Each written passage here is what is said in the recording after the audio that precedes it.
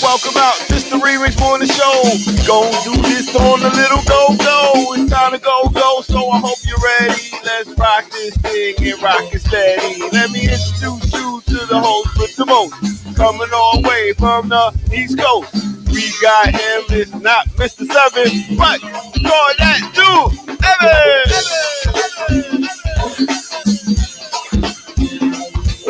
And knock, if you not responding, we got a homegirl named Johnson.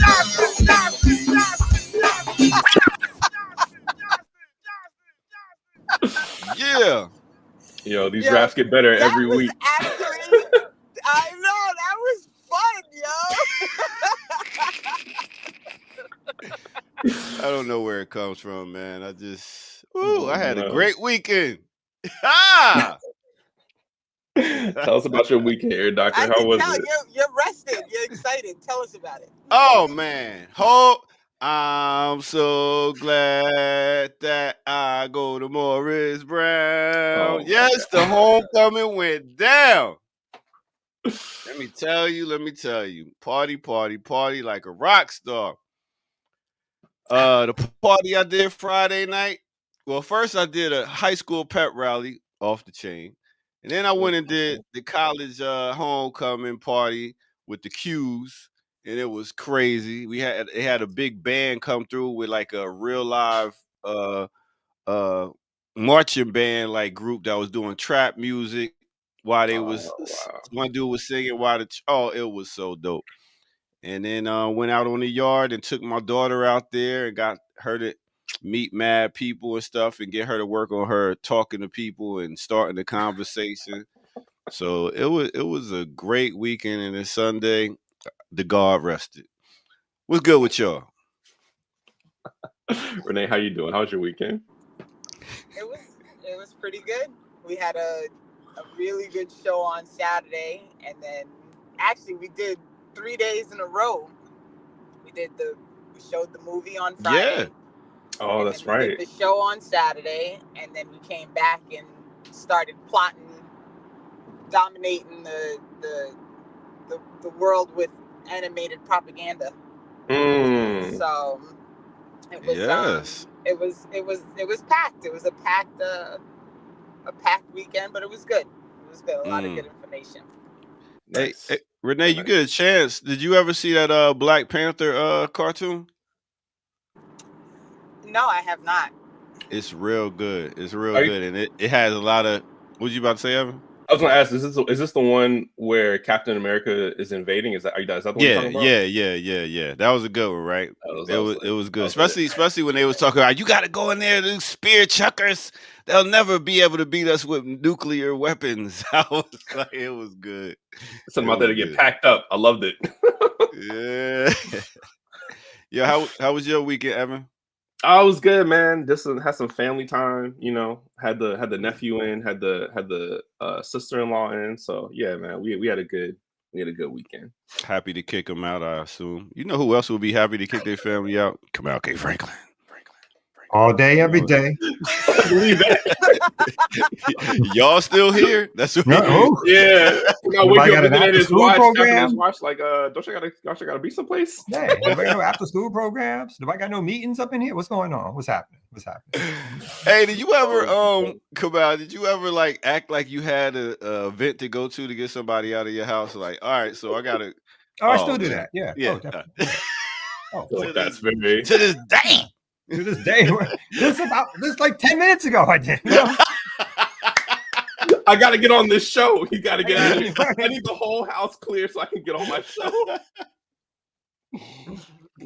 All a man of my age wants to do is to have a bowl of cereal and walk around Nice. in their underwear. That's all we need at this age. You know what I'm saying? That's half our lives. That's half our lives. Throw a little video on, little TV show, watch some bad drama, some bad comedy, laugh it up. I love it. Spill some cereal on your shirt, and everybody telling you got to clean it up. Oh my God. Is this And then take a nap? Take a nap, take a nap right there. Yeah, take a nap after that. What? After you did a little show halfway through your show? Come on. That's the good life. Yeah, I don't know. Maybe Evan, you'll be there one day. I was like, is this what I have to look forward to? Is this listen, Kamal full of shit. There is no shot his wife is letting him do any of that. She left. What do you mean? Meetings. She left the house. Exactly. You good. I'll schedule a meeting for him. I'll be like, hey, don't you got to do that? Oh my! Don't forget. Don't be late to that one. That's an important one. Anything with the community movement building this weekend, or yourself? The community? Why do people call us the community movement builders as opposed to just community movement? That's an interesting thing. We get that all the time. Right. What's the interesting thing that's happening around us? We keep on showing up in the newspapers because the politicians keep bringing our name up on the Cop City stuff. There's a particular candidate running for the president of the city council, and his opponent, who is endorsed by the mayor, has done some mailers and has brought us up in live debates talking about how they supported the defund movement. And so that's their big thing. And now there's been several articles written about it. So it's like, oh, okay, interesting. It's like 2 years later, we're still your boogeyman. We're still the ones that you guys like to call upon. Because, as much as I would love to believe that we're very well known in our community, it's like we're not. So who's this audience that you're doing this for? But for them, they but did he actually support the work, or was he? Yeah, he supported the work. He definitely was he's more of a mainstream dude. But he definitely was on our side, and sometimes somewhat of an insider, outsider, but definitely outside of that struggle against Cop City. Yeah. So now that Cop City is built, what is their position on it?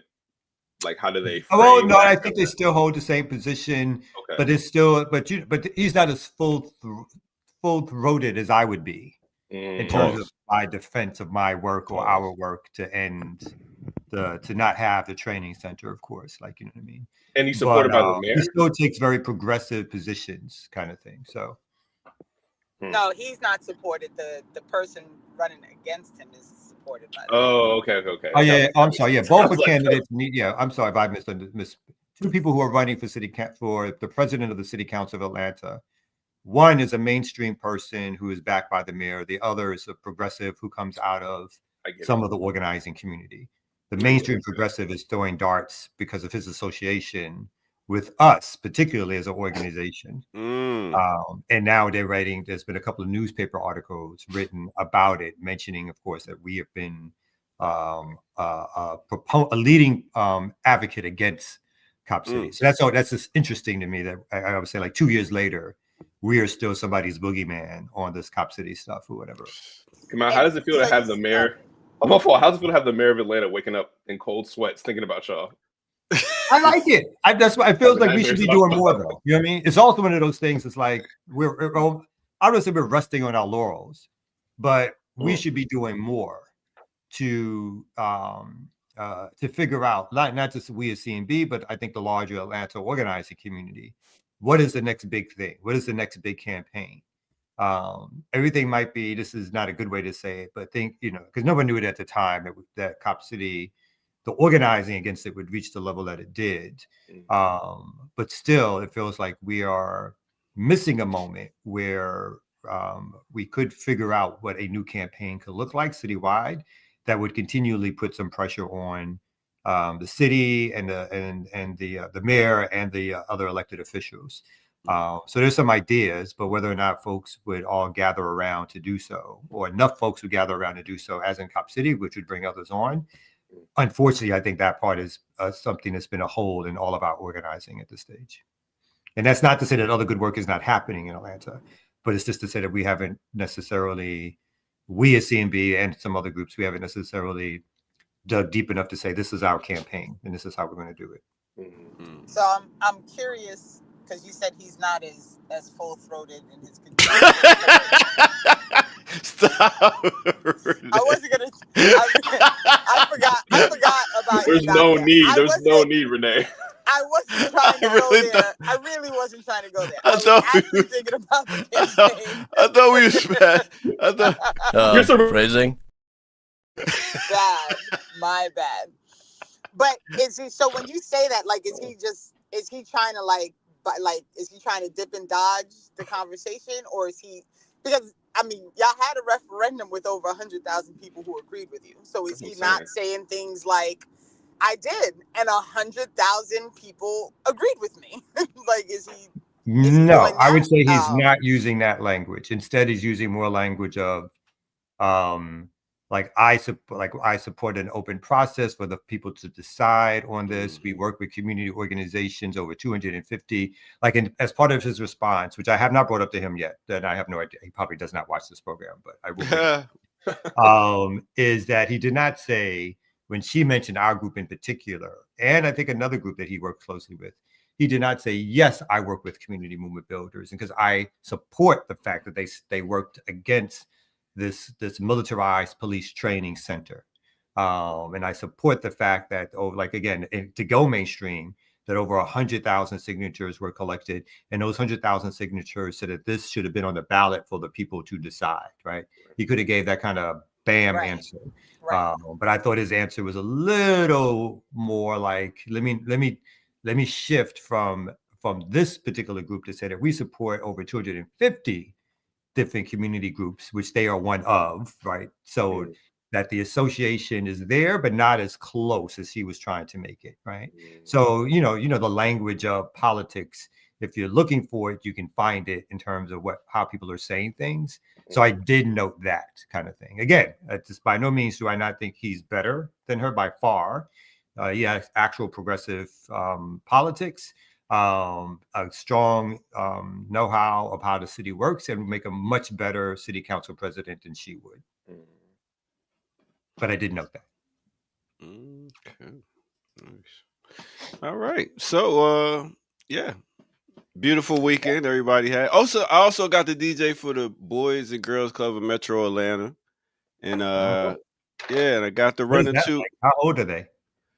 Well, it's a combination of different people, all ages, from young kids. The people who run it. Yeah, giving away bags and food and all types of stuff. And I got to run into one sister that says she watches the show. Hey. Yeah, I forget her name. So we can't do the shout out. But bam, there she go right there. Oh, peace. Aww. Yeah. Big up to the sister right there. Aja, I think that's her name was. Aja? I'll go with that. Assuming it's Aja, what's up, Aja? Peace, Aja.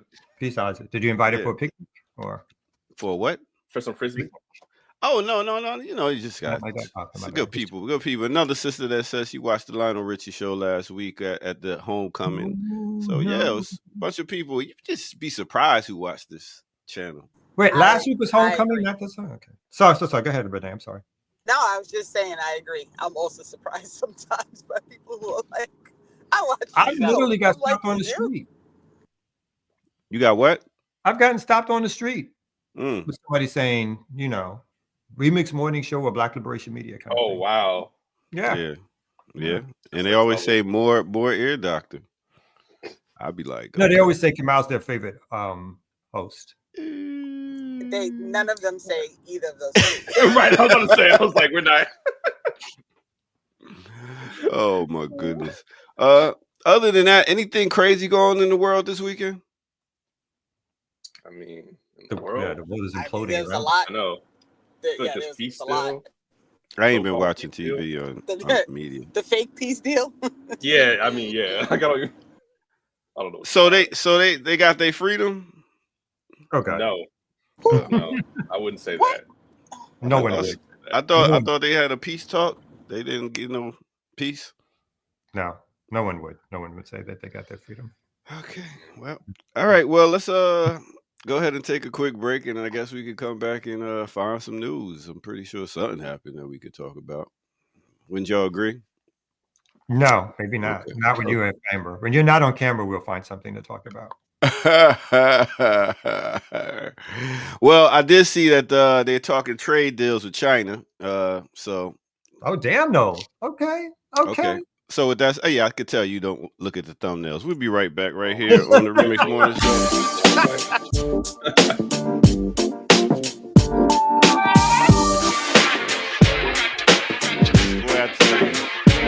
So we gonna do it like this, y'all. Remix on the remix. Politicking with this chicken, wondering if I'm a creeper. Little hood rap from 25th in Jamaica, coming through like I do, you know, getting my bar. Knew she was a thug, cause when I met her, she had a scarf on. 54'11", size 7 and girl. Baby face would look like she was 11 with curves. Girlfriend, remember me from way back? I'm the same cat, the wave cat that my TNT used to play with. Still here, it was all good. Oh, you know my nigga the rich and them, but when they take on 35th day, it's all good. It's all good. So let me get that number. Get up, alright? Get you on the track later on. See what's up. Talking to shorty made me wanna do something tonight. Looking at that made me wanna do something tonight. And I know right when I see right. Shorty looking like tight. She bite. Better give it green light. When this mind just been played, how's it going down? It's on till it's gone, then I got to know now. If you with me, you up. Nigga try to get me enough. Cause hunters wanna give me the pop. Woo! We talking about a nice mix of what year is that right there again? Let me tell you. Let me take you back to the year of 1996 with New Edition off the album Home Again. And the name of that song is Hit Me Off. Yes, mixed with a little bit of DMX off the album It's Dark and Hell is Hot. That's 1998. Yes. That is your remix on the remix. Hit that like button. Subscribe if you're new to the channel. Go to patreon.com. Become a member over there. Get footage that's rare. And where can you go to donate? At blkliberationmedia.org. And if you want to, you can just go right here to the screen and take your phone out and hit that QR code and donate. Go straight there. And yes, keep us going and being here on the air. All right, with that said, let's get back to it right here on the Remix Morning Show.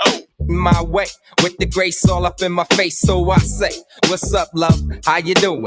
What you think about me and you?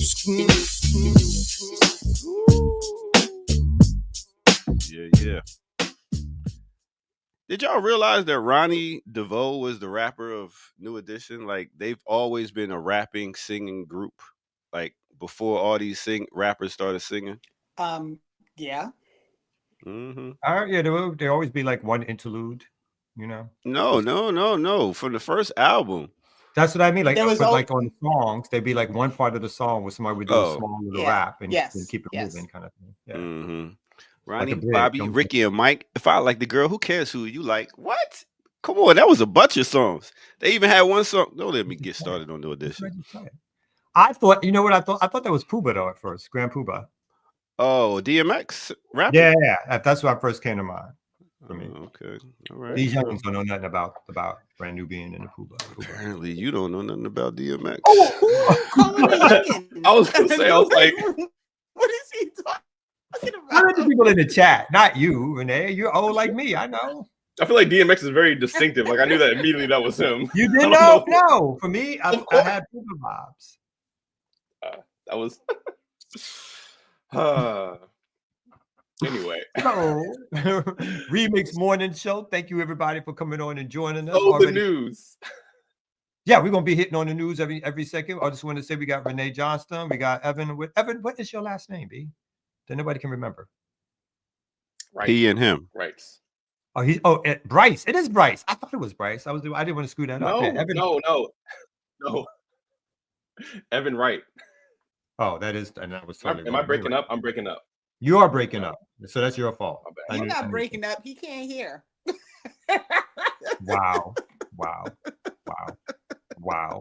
Renee was like, I heard everything. Kamal K. Franklin here, joining you for the Remix Morning Show. We're about to slap a map and get into some news.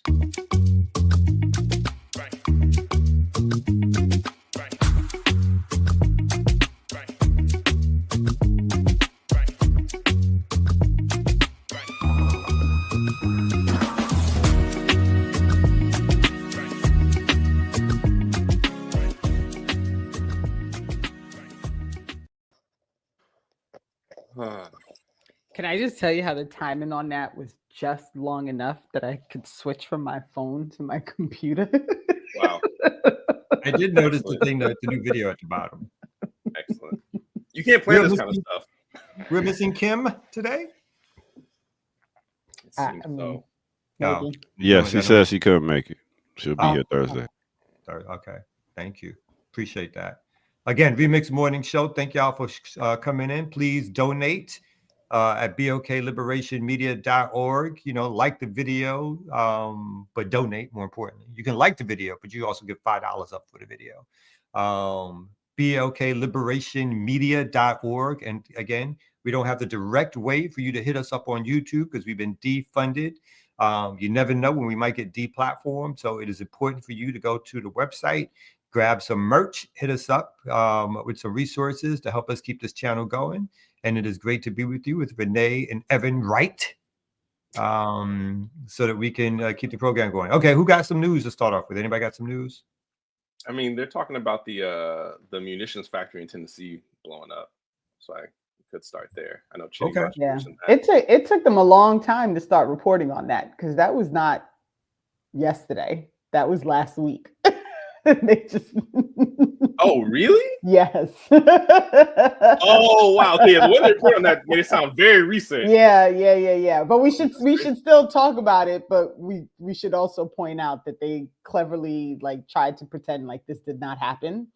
And then now that they can't avoid talking about it because so many people died in the explosions, now it's become part of the conversation. But I mean, is there an article on it? Because I just walked in the door, so I'm not on the spreadsheet. But I'm putting a BBC article in the chat. I just don't want to.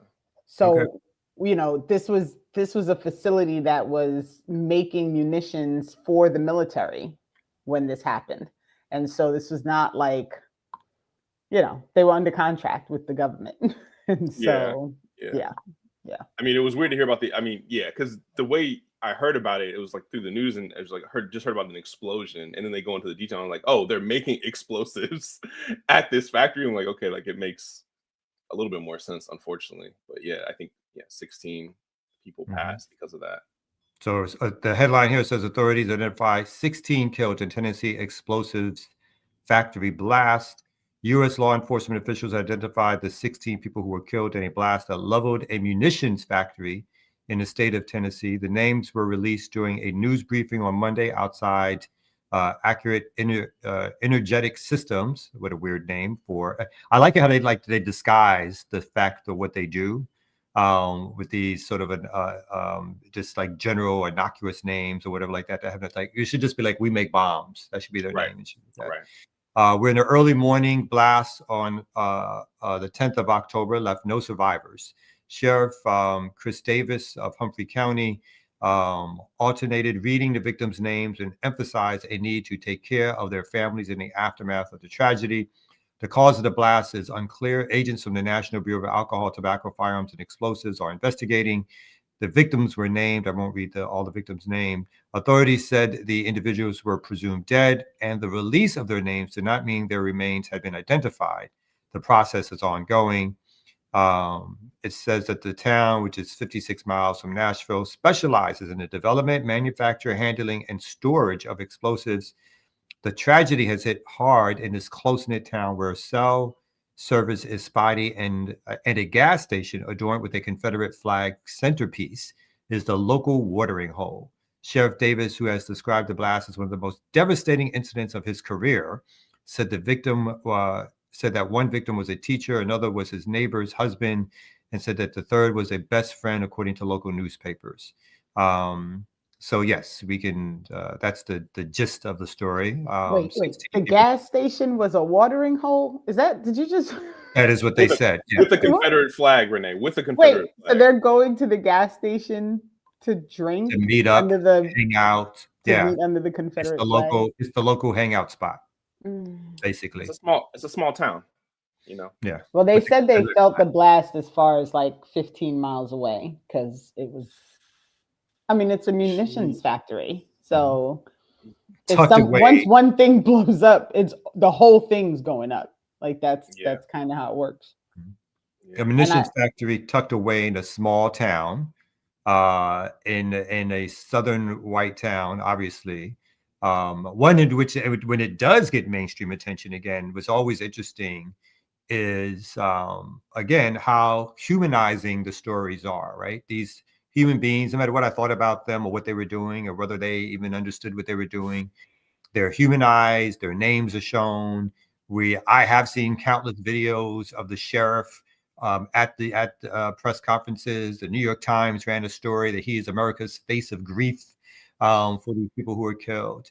And again, I'm not putting a direct connection to what they're building there and what's been happening in Gaza, but also notice that where munitions are dropped and the victims of where those munitions are dropped, where again, thousands of people have been taken out, over a 2-year period, maybe over 100,000 once the final count is given. Some people are already saying that it's going to well be over 100,000 once folks dig through rubble. No individual stories about the victims, no names, no background. They're not to be cared about, not to be shown as full human beings. There's just statistics on a piece of paper for us, for the mainstream media, particularly white Western media. So it's always interesting for me about folks who are killed or, who die in some ways which are tragic, some ways which are completely preventable, because no one is forcing anybody to drop a bomb on apartment buildings and houses and schools and hospitals. But those things are happening. But again, the victims of those things are never given to us as people who deserve to live, as people who had a right to live, as people whose lives were taken away through a horrible set of human circumstances, an actual plot of genocide. So for me, that's the juxtaposition that is always interesting to me. How, again, that these folks, when I saw the stories on these folks, I'm seeing the individual pictures, their family history, all the things that make you see what a terrible thing for life to be lost. And when I see Palestinians, all I see in the mainstream media, all I see is, when they're trying to show some sort of concern, is an overview of some, destroyed buildings, but not the same, care, connection. And obviously that's on purpose. So even when we're looking at, I know this is another story, but even when we're looking at the current state of where the so-called Israeli hostages are being released, most of the media is flooded with stories about the grief of Israel, about showing people crying, showing people coming out. So it's always whose lives matter. Obviously, in the context of Western America, it is white people's lives who matter. Yeah. Meanwhile, the Zionist entity is preventing Palestinians from even celebrating getting their some odd 2,000 hostages, kidnappees. Like, what really frustrates me is the way that the way they talk about the peace deal. The Israeli, essentially POWs, right? Because they're all enlisted. Those people are hostages. Those 20 some odd people. The 2,000 people that are getting released, most of which have not been charged with anything, they're still called prisoners. I don't know how you can be a prisoner when you're not charged with anything. So that's weird. But, like, even to your point, right, like the distinction, how they're spoken about is very different. And what I'm also interested in is that, I think Chirimachi pointed it out, and I feel like I remember that when I first heard about the story, that they were making these bombs for the Ukrainian proxy war effort. But there's nothing about where these bombs are supposed to be going. Like, I just looked at 2 articles, kind of scanned them. There's nothing about it. Like, they talk about the actual company, right?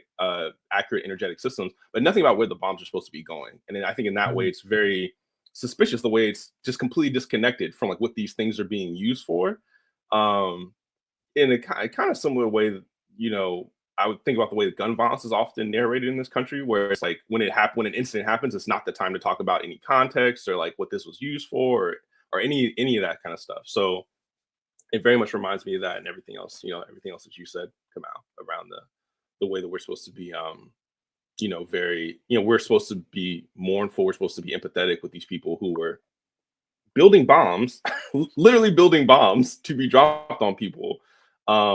But the people that those bombs are dropped on, unless they're white, we're not supposed to be. I mean, and that's always how it's that's always how it's played out, right? Like, ex-Marine shoots up a restaurant, shoots up a place. We have to worry about the mental health and the stress they were under. Like that's the criteria that we should be concerned about. When it's Black folks, it's because we're all out of control and Black on Black crimes crazy. Like that's always the storyline. And for me, I agree with you, Evan. Like this whole storyline of hostages versus prisoners, and I'm like, did people not read that it's like 600 children that they're releasing from these quote unquote like these prisons as they call them? Like these are not prisoners, these are literal like hostages. And when you think of the number of like the differential in number, it's like 100 to 1, right? Like it takes 100 Palestinians to equal 1 Israeli. Like that's the ratio, right?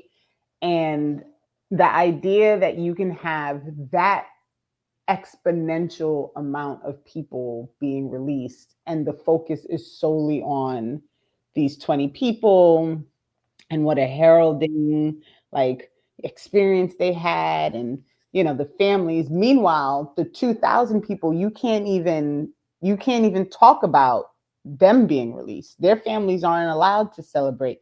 I mean, I saw the picture that was on the front, I think it was on the front of the New York Times, of the dozens of people with their signs and flags and celebrating in the street.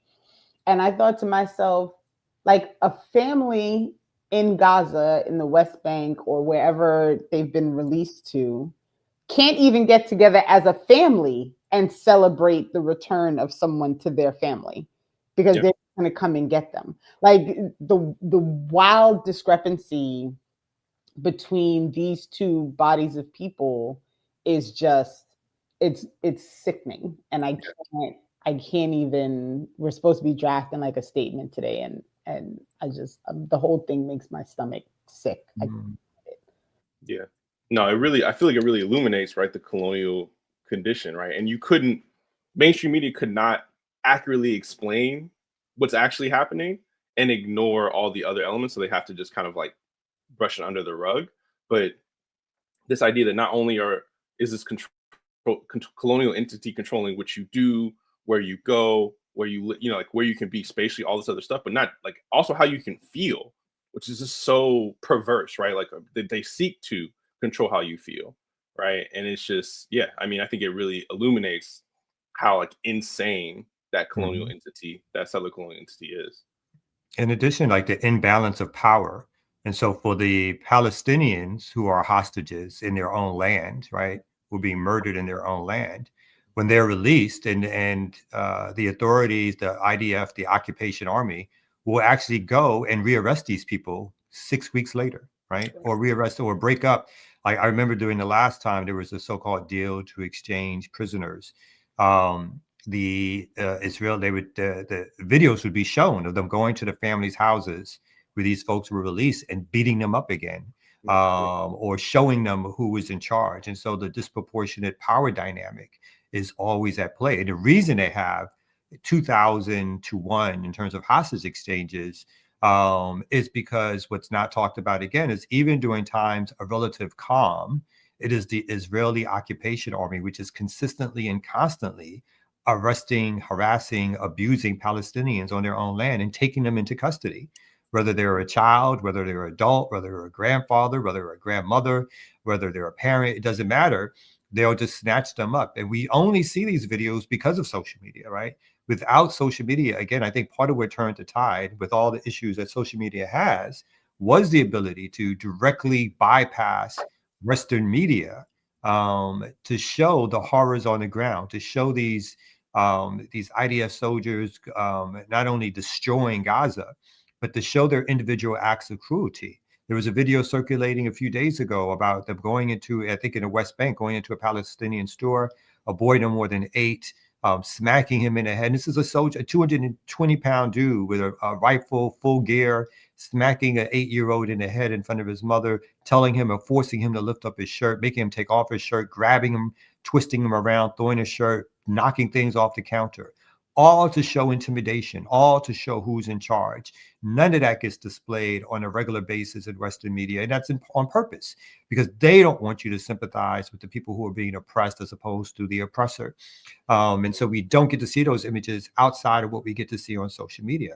And that's why, I know we're weaving a little bit into tails, but this is why this TikTok deal is in some ways so important in terms of US social media, because it's being purchased by the social media outlet, is being bought, the American version of it, by a Zionist, by somebody who is definitely going to suppress algorithms to make sure that those videos that folks got to see constantly, because people were streaming them and resharing them, that they will now have control over that part of the social media to even start suppressing those types of videos.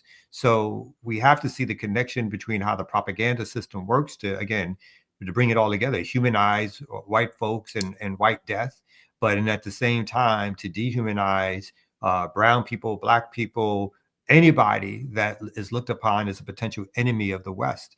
And so I wanted to show real quickly, like this story in the New York Times about the so-called peace deal, and the imagery of what they're showing here also. So peace in the Middle East, it says peace 2025. There's Trump, the leader of Egypt, Turkey, several other Arab nations. And again, part of why this can happen this way is because there are so many brought off Arab Muslim leaders in the Middle East who are more concerned with their attachment to Western hegemony, and the resources they get so that they can keep their own fiefdoms and dictatorships alive, which don't care about their own people. And even as the overwhelming sentiment in all of these countries has always been pro-Palestinian, and Palestinians regaining their land. These leaders have suppressed that and continually work directly with the United States. Egypt is the second largest receiver of so-called U.S. aid and military aid, only second to Israel, right? So it doesn't get the same sophisticated weapons that Israel gets, of course, but it is given those weapons since the so-called peace deal, where Egypt recognized Israel decades ago as a way, again, of making Israel the hegemon in the Middle East, which has allowed them to do what they've done for the last 2 years with only words spoken by these Arab Middle Eastern leaders, but for most of them outside the axis of resistance, doing nothing to curtail or stop Israel from the basically genocide it's been creating. I should say Israel and the United States, with the genocide that it's creating. Imagine that. Imagine these folks are taking money from the very people who are genociding fellow Muslims, and how they're going to talk about their connections, their Islamic connections to each other as brothers and a people, while they're taking money from the very people who are paying for the genocide and supplying the technology, the intelligence for the genocide of their fellow Muslims. Just imagine that. Yeah. I mean, several people in the chat are already calling it out. Chirimacha, Brother Jamil, shout out to Brother Jamil. But this is the Arab or West Asian Comprador class, right? Doing exactly what our Miss Leadership class does here, right? Saying that they're speaking on behalf or doing what they're doing on behalf of us, of the dispossessed, of the marginalized, supposedly, but taking money from, supporting the interests of these colonial imperialist powers, right? And so they're doing the exact same thing. And a couple of points I want to pull out from what you were saying, Kamal, right? I think that this, shout out to my comrade, Netfa, Paka, who always points this out, Paka and Bat.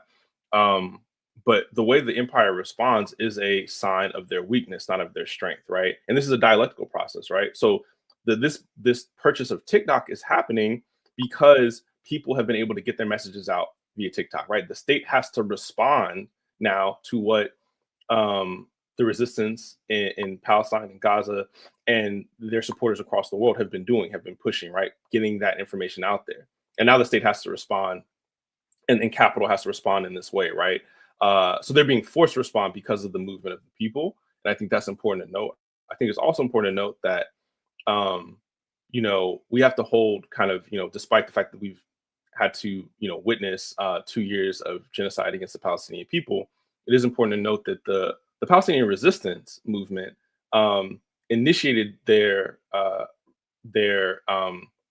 breakout of the Israeli prison on October the 7th in order to get their people back, right? And at the end of the day, they took hostages in order to get their people back, right? In order to create an exchange. They kept 20 plus people alive under Israeli bombardment, right? Under starvation, under conditions of genocide, in order to be able to exchange them for their people, right? So I think we cannot lose that piece, because, as you know, the Western media will not narrate it that way. But you know, glory to the resistance, right? Like, they've been able to get 2,000 of the people back, right? Obviously, this is not, you know, these are not the conditions that they would want, I'm certain, but I think it is at least important to note that, and to kind of to be aware of that element, right? Yeah. Are they so the last time they did this exchange, Israel just went out and like snatched up hundreds of more people, and so I haven't had time to kind of follow up closely enough to see if that's also the case this time, but I would not be shocked. I dropped in the chat because something that I don't know how many people are aware of this deal between Egypt and Israel, but people should always be reminded to follow the money, right? And so, you know, Egypt is never, ever, ever going to stand up to Israel or the US because it is a fountain of funding for them. So this deal that they just signed, this was like last month, right? Like this was not a long time ago. So while there is an active genocide happening, while people are, you know, while they're making claims that, you know, well, they're not going to force Palestinians into Egypt because, you know, people should be able, like all the talking points while they're meeting with Trump and you know, and everybody but Palestine is at the table for these conversations about peace in the Middle East, right?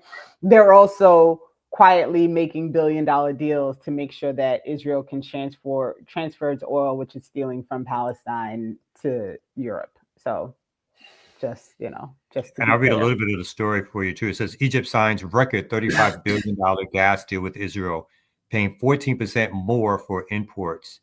And basically it says this is a significant expansion of an existing deal struck between Egypt and Israel in 2018, which has seen more than 4.5 BCM worth of gas delivered to Egypt annually, despite Israel repeatedly interrupting its supply since its onslaught on Gaza began in October 2023. The current agreement is set to expire at the end of the decade. The new deal will deepen Israel's energy dependence on Israel as Cairo steps up imports to address growing domestic demand amid a collapse of its own gas production over the last 3 years.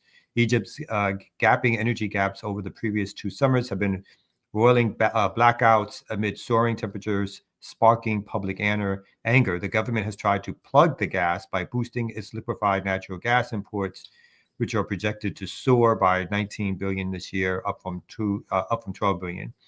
And so you're like the fact that this is happening in a place like Egypt has so many different options, and as opposed to the develop or using the resources that it has to develop its own internal structure to supply gas for its own citizens, or supply the needed energy or electricity for its own citizens. Imagine what they must not be doing. There was like story a few years ago, even when Palestine, when they would open up the border and Palestinians would go into Egypt to purchase or shop from Gaza. This is a few years before the actual onslaught was happening. They had interviews with some Palestinians who themselves were saying, "I feel bad when I go to Egypt because they're doing worse than us." Imagine that. This is in the open air prison camp of Gaza, when someone gets to go and then they see the regular everyday people in Egypt. So the oppression or suppression by the Egyptian government of their own citizens and not supplying resources, and instead becoming more dependent on the very enemy that their people have already recognized as the enemy of the colonial enemy, who is taking over more land, more resources, integrating themselves much more into the economic lifespan or the economic lifeblood of the Middle East. I mean, it would be common sense if they had any integrity whatsoever. The common sense move would be not to continue buying from Israel or to decrease their amount of imports from a country like Israel, knowing what Israel is capable of. China even has a strategy, right? When we look at China, it said it sees what the West is and has decreased its dependence in terms of what it needs from the West to survive. Some of these other nation states, again, with captured leadership, like you said, the comprador class of these countries, despite what I would have to believe is a clear understanding of how the world works, continually make their own countries more dependent, continually don't build up the infrastructure of their countries. And so when their countries are in need, they have to depend on the very people who, if you don't do what they say, if you side with the Palestinians publicly, then they will basically cut off your energy reserves and send you back into an era of blackouts. Basically, they're giving over the levers of control of the infrastructure of their country to a nation state, which they've already berated, at least publicly, but never, of course, privately striking deals, as committing genocide against Palestinian people, their neighbors. Every now and again, Yip hits one out the park.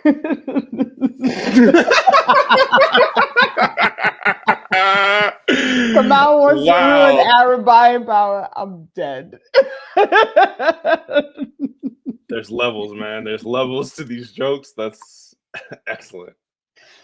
Listen, but you're right, Kamal. I mean, and this is all, first of all, we're all watching U.S. desperately try to claw its way out of this monetary collapse that's coming, that everyone seems to not understand is coming. So all of this, like all of these, these fake meetings and, these proclamations, like I listened, apparently Trump was like, I brought peace to the Middle East. Like he is like the proclamation guy. I've never seen anything like it. Someone who so readily and eagerly just says shit. Like he literally just says stuff, and it don't matter if it's true. It don't matter if it's based in reality. It doesn't matter. Like none of it matters. He says it, and so it is. And it there's a which Star Trek series was it? And the guy used to say like, "I have said it, and so it is done," or whatever. Like that's what it's like. Like he just like proclamation after proclamation of some shit that's not happening, and it's the wildest. It's wild to watch. But like he literally announced that he brought peace to the Middle East. And I thought to myself, like, where? Like where is this peace that we're talking about when you literally have multiple, like you have civil wars happening in multiple places, you have people in Israel still attack, like it's supposed to be a ceasefire, but yet they're still killing people in Gaza and in the West Bank. Like, what is, I don't even. Yeah. But I mean, that is peace for them, right? Like, well, first off, he is a unrepentant liar. And what makes it worse, right? Like, we expect Trump to lie. What is so infuriating, though, is that the quote unquote mainstream media continues to just report what he says as if he doesn't have this recorded history of lying. You know what I mean? Like, it's like the way they act as stenographers for the cops too, right? Like as if cops don't lie, but I digress, but I think that what's important to note, Renee, is that is their idea of peace, right? When they talk about peace, they are fundamentally talking about something completely different than what we talk about. They are talking about the peace of the oppressor, of the colonizer, the peace to be able to do whatever they want, right? To be able to, no matter how much violence is getting, perpetrated against marginalized people, against colonized people, right? As long as they are okay, as long as they are able to live their lives comfortably and buy whatever they want and exert their buying power, that is peace for them, right? And I think it is that definition is why Black Alliance for Peace defines peace in the way that we do, right? As struggling for human rights, right? And understanding that that is not a nonviolent process because the conditions we live in right now inherently are violent, right? But I do think it's important, it is the upside down where the thing that they say is just recognizes the opposite of what we would understand as that thing. But I do think that we need to also understand that when they say peace, that is what they mean, right? Like for them, the peace of their rule, of their domination over us, like that is what they think of it as. Speaking of somebody who gives us peace, let's bring up the ear doctor. Peace and prosperity, my good people. You know what I mean? So Ear doctor coming in from space. yeah, you know, I know, it's not, just- yeah. He's like Max Headroom. It's like it's just head floating in space. this is a I crazy know, his world. bald head looks like one of the planets. You know what I'm saying? Anyway. I forgot what I was going to talk about. But come on, man, it was very relevant. And I'm sure, doctor. I believe in you. I don't even remember.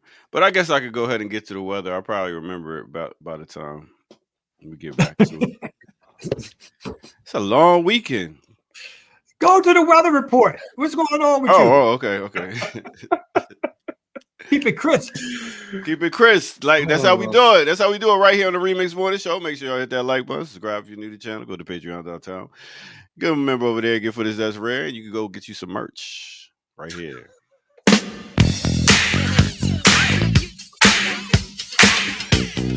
At blkliberationmedia.org.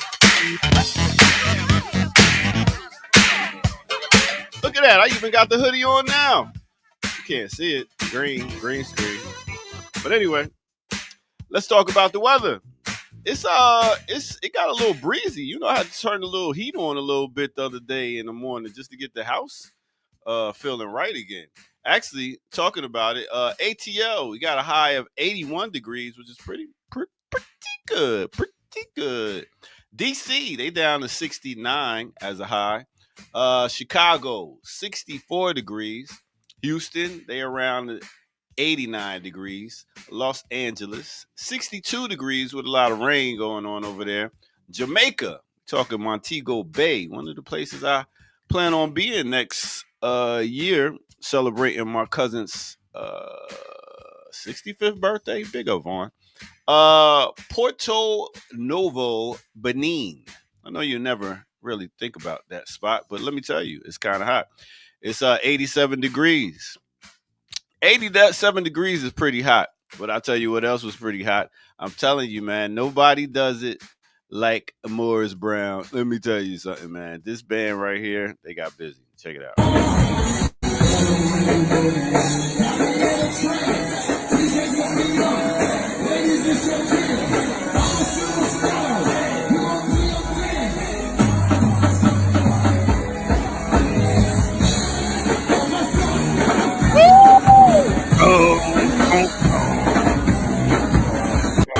Man, let me tell you something. When that band ain't nothing like a black college band, and when they up in the spot mixing with the DJs, off the heezy for sheezy, my neezy.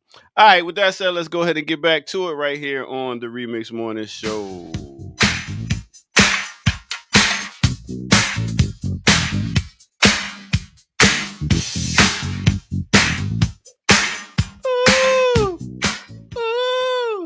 Hey, doctor, I thought you didn't like go-go. Who said that? I don't know. I mean, I just, I feel like you don't be respecting go-go the way you should. No, I just don't. I mean, we was talking about the singers that come in from their lunch break and go do a song. All right. We're not talking about that. I like the live band. I love the bands. Bands is dope. And that's the whole experience. I know it's a lot of flack sometimes on this channel about HBCUs and all that stuff. You know what I mean? But let me tell you, man, ain't nothing like it, man. I got to take my daughter over there, and she got to meet some of my friends I've had for 30 years. And it was telling her about the experiences. She got a whole new outlook being on that whole campus and seeing all the unity, all the love, and it's different. It's very different. It is no other experience like it. So big up HBCUs. All right, go ahead and talk trash. Definitely. Because let's just be clear, right? You said that like it only happens at HBCUs.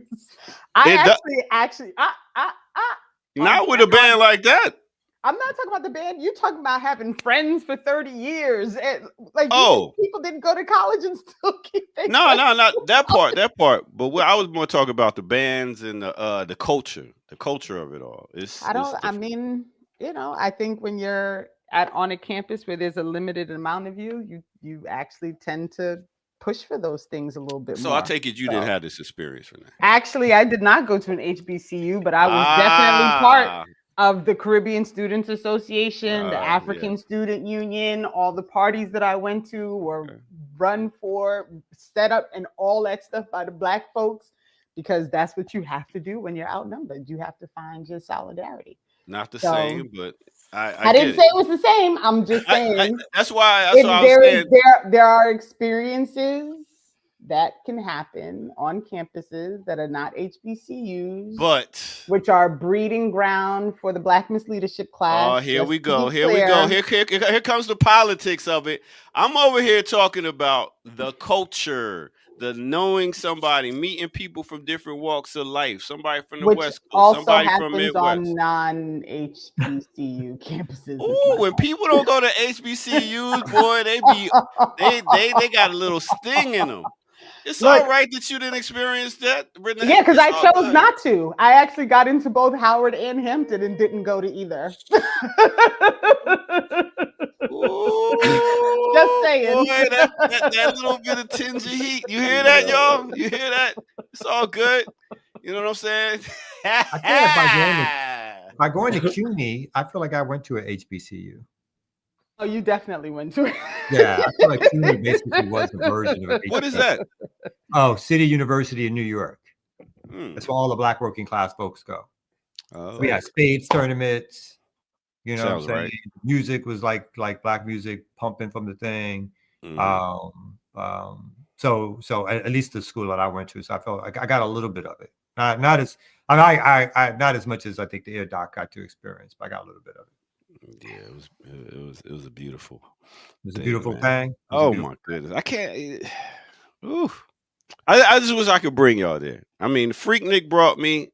Oh my God. College kept me. I don't want to. And I mean, listen. Let me tell you something, Evan. You went to college based on Freaknik? Yeah. Atlanta is not Atlanta is not a real place. It's a real term. Like yesterday, I seen this dude in the hood just riding randomly on a horse. I mean, this is a wild place. But when I came here and see all these Black people getting along, cops not messing with us, it was different. And I've never. Oh yeah, you asking Evan? Your face is acting like you've been there. But I'm just saying. Okay. All right. What I'm saying is it was nothing like it I ever seen, and that's what brought so many Black people to Atlanta. Freaknik, yes, it did, because it's nothing like it. And with 4 schools shut that shit down too. I was gonna say there definitely is nothing like it. That's partly why they shut it down. Yeah, only thing closest would be Essence Festival if you talked about a bunch of Black people getting together in one spot. And what about the West Indian Day Parade? He's just talking now. Yeah. There's other big Black festivals and gatherings. Not outside of HBCUs, Kamal. Not outside of HBCUs. We don't play nowhere else. Which is to act like Freaknik is the height of the cultural revolution for Black people to gather together, as if we haven't been gathering for decades. You know what I'm saying? In places, but also all campuses do their different thing, right? Like Howard has their homecoming, which was a big thing when I was in college. Listen, for all that is worth, Penn Relays, during Penn Relays, they used to have the best concerts. Wu-Tang came one year. I got on a bus from Syracuse to Philly to go see Wu-Tang in concert during the Penn Relays. So just saying, like, stuff happens. There's literally every 3 years at Syracuse. Look, he's not doing that. He probably went to an HBCU with your jokes. Just saying. Look. Why does Ricky don't want me to call it the West? It's the West Indian Day Parade, son. That's what it's always been and always will be. These new schoolers, they come in, they want to change the name. What is this Labor Day Parade? They want to be sensitive. I'm telling you, come out. This whole new world, boy, take me back to the good old days. Everybody know what it is. Don't y'all still have isn't that why y'all in therapy? Because of the good old days? Damn. That's why y'all need therapy. There's a lot of therapy needed. Let's make America great again. Oh my God. Oh my God. Get off the screen. Come Get out off here. the screen. Get off the screen. All right, y'all. Thank y'all so much. Ooh, it's hard to continue after that. Remix Morning Show. Again, we are asking y'all to help support the station. We're coming with you with analysis, news, everything that we can supply within the Black radical tradition of organizing, activism.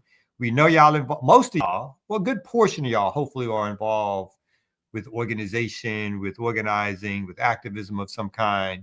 But if you are not, just please, please, please try to get involved. We should do more, and we will do more. It's just to try to connect folks, not only in the chat, other listeners, to the ways in which the people here who represent different organizations, not just here on today, but all across this platform, in ways that you should get involved if you are not in supporting not only this channel, but the work to organize our people to make us slightly less dependent on the empire as we fight back against the empire. So I think, Evan, you had the story that you wanted. We were talking about Trump's proclamations and. Oh, I'm sorry. Go ahead. No. I don't have a specific story to pull up, but when we were talking about peace just now, I thought another point that came to me was in order to describe how the West thinks about peace is thinking about the newest Nobel laureate. What's her name? Nobel Peace Prize winner. Yes, Nobel Peace Prize winner Maria Machado, noted right-wing Venezuelan Trump supporter, supporter of the Zionist entity and their genocide, supported the coup, has supported the extrajudicial killings off of Venezuelan's coast that the U.S. has been engaging in. All of these things, right? This is who the Nobel Peace Prize decided to reward or award with this Nobel Peace Prize. And I think it continues to illuminate, right, how they think about peace, right? Again, Nobel Peace Prize, no love lost there. They gave it to Kissinger. They gave it to Obama prematurely before he destroyed Libya, and just because he was Black, I guess. So I'm not, no expectations there, but I think it is important to point out who they choose to honor, right? And it illuminates how they think about peace and what they're actually where they're actually going with that. So yeah, I mean, if you want to lay it out, come out. Yeah, I'll read a couple of lines from this story. This particular one I pulled up is talks about the Venezuelan reaction to it, and some of it I really liked. But you're right, and it's also this Maria Machado person also said that Trump should have received the Nobel Peace Prize. That was the part that I was waiting for. He dedicated it to Trump because he's worked so hard on peace, and I threw up in my mouth a little bit when I heard that. Yeah, and the fact that these, again, even before reading his story, so like a commission or organization or private institution like the Nobel Prize Awards, again, that they can generate so much media from Western media, they can generate so much attention from Western media, right? These fake awards, which like basically someone has decided to give, become the high point of discussion around people who are doing something in the world, which again is this Western dominated idea of who gets to give awards, who wants these awards, what comes with these awards, right? And besides the resources and the additional uplift or respect that people get simply because some European institution gives them an award, and then the world reacts to it in terms of the way the propaganda system works. The world reacts to it. These announcements are made, they're front page headlines. They give a certain amount of credibility to people just because a European organization has given out an award or whatever. There are thousands of awards that are given out to people all the time. But unless you are locked in or given the type of credentials that these European organizations, white organizations basically get, your stories, your awards, your what you do or what you say, it doesn't matter. So that they give these awards out, all of a sudden it matters because the mainstream media covers it in such a way in which everybody thinks now that this person is special or has done something good. Even like when you said, they are basically a right-wing political hack. that is looking to overthrow the government of Venezuela. And so quickly, the reaction of the Venezuelan government was to shut down the embassies in Norway, where the award is given from. And really quickly, I'm going to read from this part. The ministry also stressed that the Nobel Committee overseeing the prize is an independent body from the Norwegian government. Machado, who has been in hiding since 2024, has declared the Nobel Peace self-imposed hiding. Let's put it that way. Prize winner on Friday for her extraordinary examples of civilian courage in Latin America in recent times. She was barred from standing in last year's election in Venezuela, which was won by President Maduro. And here it says in a widely disputed result. And it says that Machado dedicated her Nobel Prize win to United States President Donald Trump and the suffering people of Venezuela.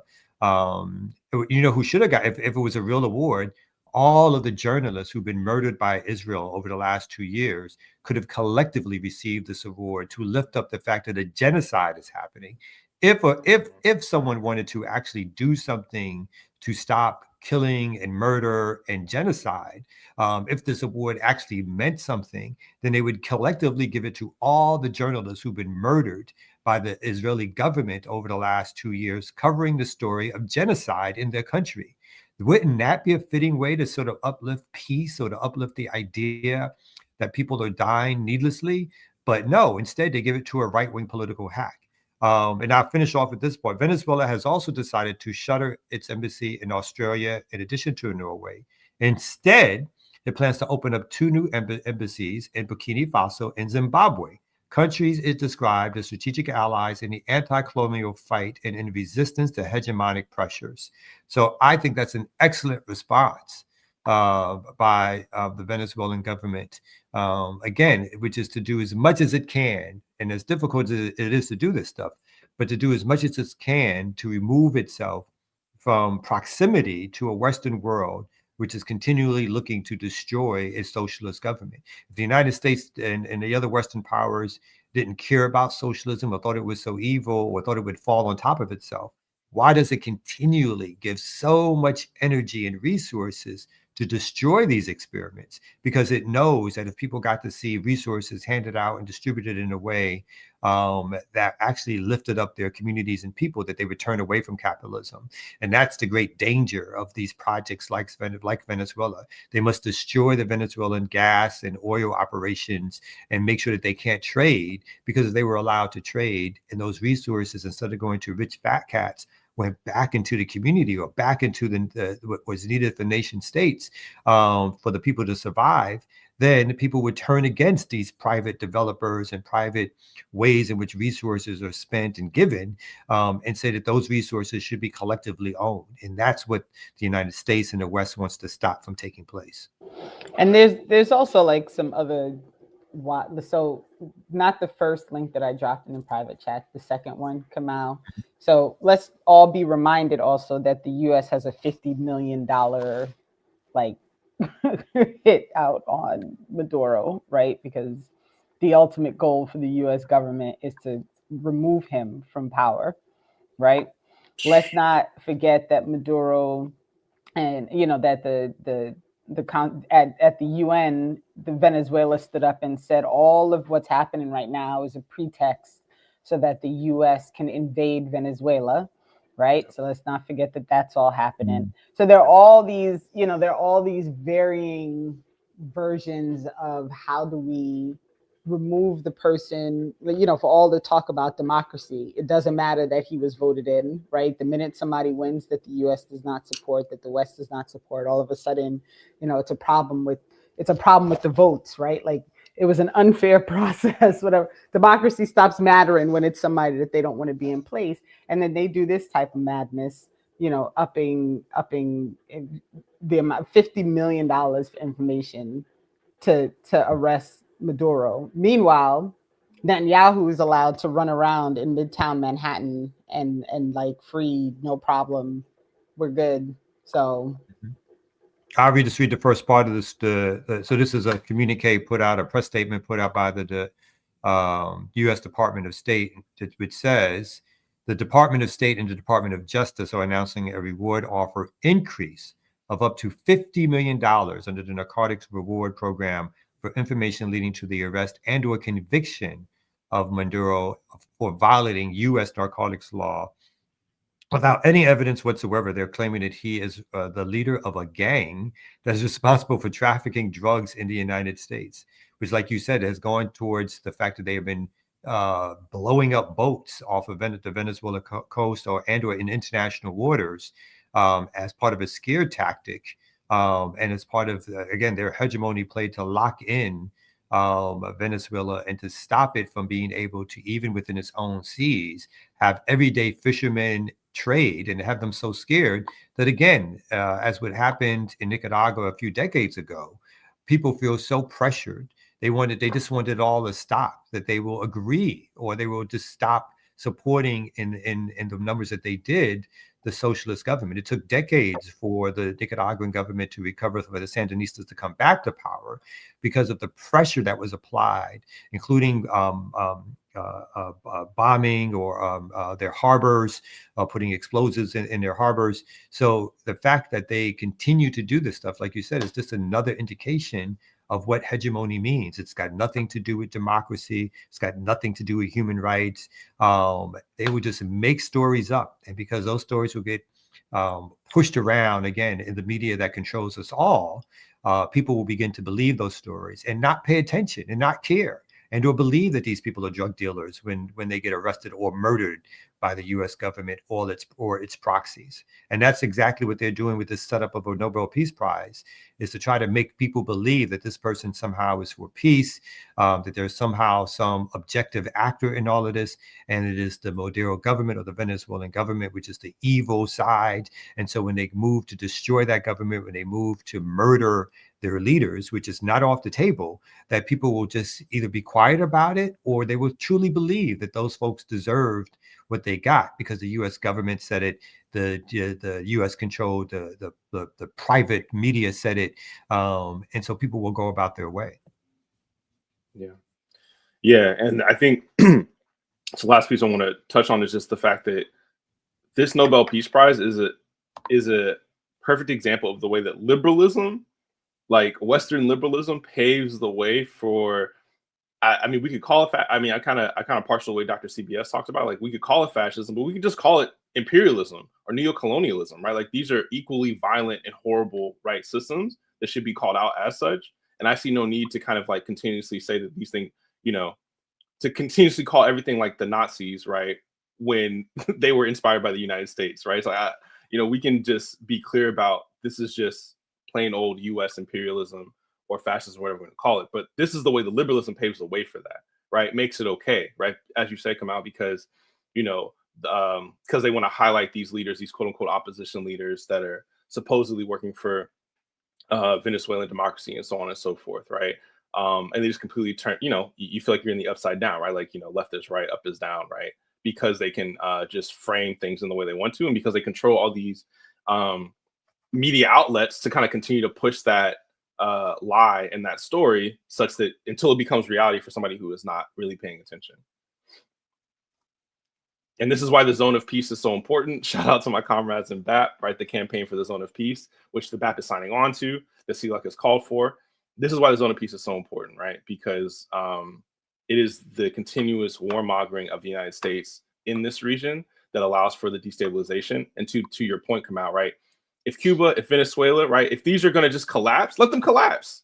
Don't help them. You know what I mean? Like, just let them fail, right? If they're going to fail, if these socialist projects are so terrible, let them fail, right? Mm-hmm. But you can't, right? Because you're afraid of having that example, because you're afraid of them being able to provide for their people. So you have to kind of kill the baby in the crib, right? This is how U.S. imperialism works. And then say socialism doesn't work. And then say, yeah, exactly. And then, yeah, yes. I love when people say that, like, but socialism doesn't work. Look at Cuba. And then you say, have you looked at how much stuff the US has prevented Cuba from getting? Are you looking at the sanctions? Are you looking at the blockade? Do you understand that this has been going on for decades? And then people look at you like you have three heads. And so I like, it's and this is always my trying to understand like where people are when you're having these conversations, is like, are you like willfully ignoring all of the information that's available, or are you just so busy on your like hamster wheel that it didn't occur to you that the reason you think socialism doesn't work is because the US and the West has made every effort possible to make sure that it doesn't work? Because I don't know how you separate those two things, right? Like, if I'm telling you I can't walk, and when you look at the situation, someone's holding my legs, I don't know how we like ignore the person who's like holding my legs when I'm saying, and while saying like, they can't walk. Look, they can't even move, but you're holding my legs. Like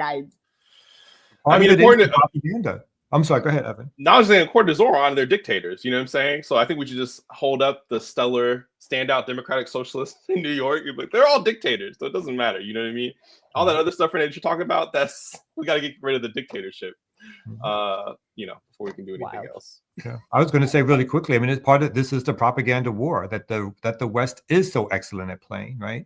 That its citizens are highly propagandized. The most propagandized people on the planet are American citizens who don't know what's up and from what's down, who are told over and over again how these folks are evil dictators. And even when there's a mention, I've seen documentaries that talk about Castro, the attempts on Castro's life by the CIA, and the ridiculous attempts to some of the more ridiculous attempts, but some of the obviously more serious attempts in terms of even the Bay of Pigs invasion. But it still casts the United States as the honorable, attempting to do the right thing, even when things get out of hand, even when things go wrong. It was always based on the United States' search for democracy and what was right. And sometimes it made mistakes. So the propaganda is never that the United States was in the wrong, but that mistakes were made. That in its attempt for justice, mistakes were made, and that you must always keep at the head of it that these people that they are fighting against are the evildoers, right? In the most simplistic terms, all the people who are looking to destroy or looking to be dictators or cult leaders or whatever they want to call them, but that they are never seeking solutions for their country outside of a Western orbit, and that they have a right to do that kind of stuff, right? No one has a right to truly stand up against the United States, according to Western media. If you stand up to the United States, and this goes across the board, it doesn't matter what your ideology is. It doesn't matter if you are a socialist or not. But if you stand up against the United States in any way whatsoever, you are termed a dictator, you are termed somebody who's evil, you're termed somebody who is against the human rights interests of the world and your own citizens. But this propaganda seeps in. So those who are even paying attention, they get this propaganda.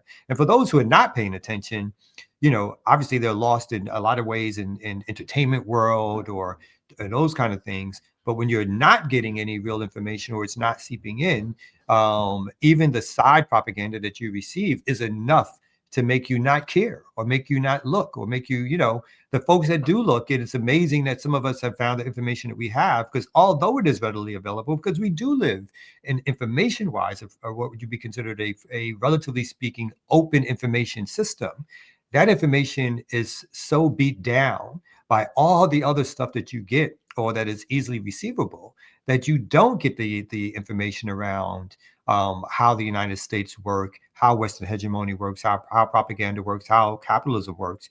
And when you do, it's so much other stuff coming at you that you're lucky if you grab onto it. You're lucky if you go investigate more and find out more. So I think part of it is the fact that we're dealing with so much propaganda that comes at us in terms of how the system works. And again, when the propaganda doesn't work or is no longer viable, particularly for certain communities, there's always the opportunity for the West to go to violence, right? And some communities get violence first and propaganda second. Some nation states get violence first and propaganda second. But there's always a mixture of the two. Yeah. And just, something you said made me think about this come out, but like, again, engage with this text, right? Black Scare, Red Scare by Dr. CBS, Dr. Sharice Burton Stelly, right?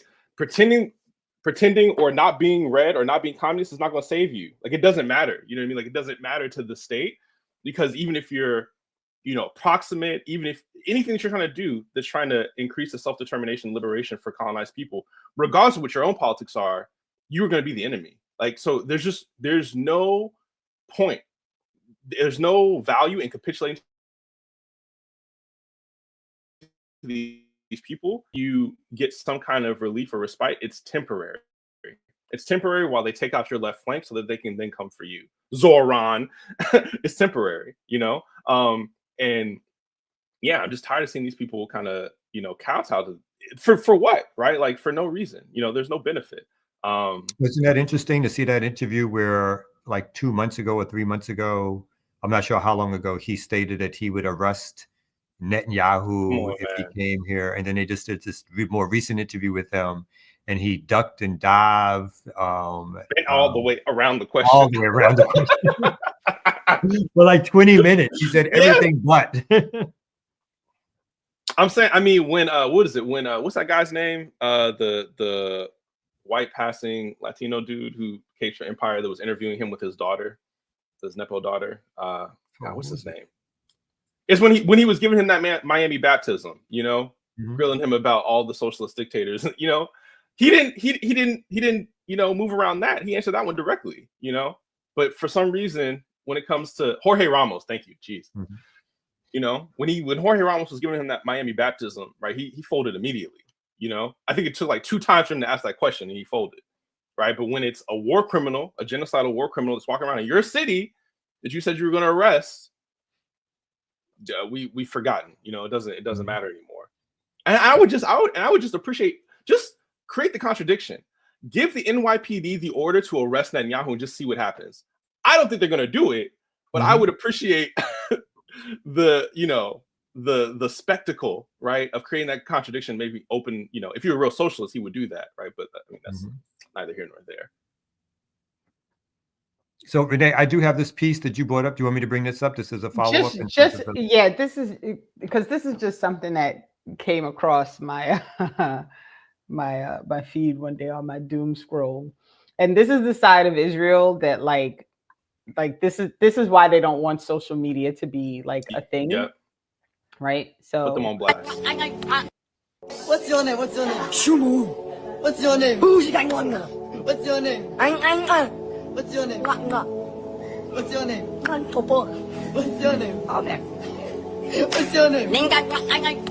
What's your name? What's your name?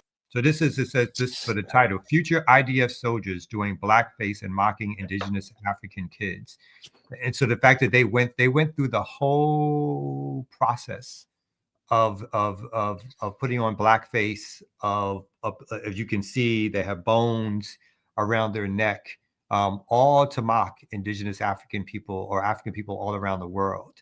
All of this part of the Israeli culture that, again, the mainstream media, Western media, does not show, right? The right-wing politics, the calls for the death and destruction of Gazians, of Palestinians, the acting as if Palestine never existed.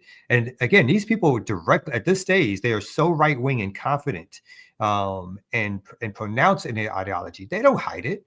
It's the Western media that hides it from you. In fact, I would also say that the Israeli media covers this overt racism more than the outside Western media in Europe and the United States, right?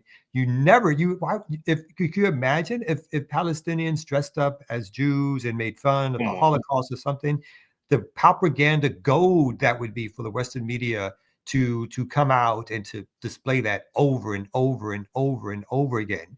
It reminds you, it's a silly comparison, but the basketball player from I think he was with the Nets at the time, put up a book or something like that, and it was front page news around his anti-Semitism.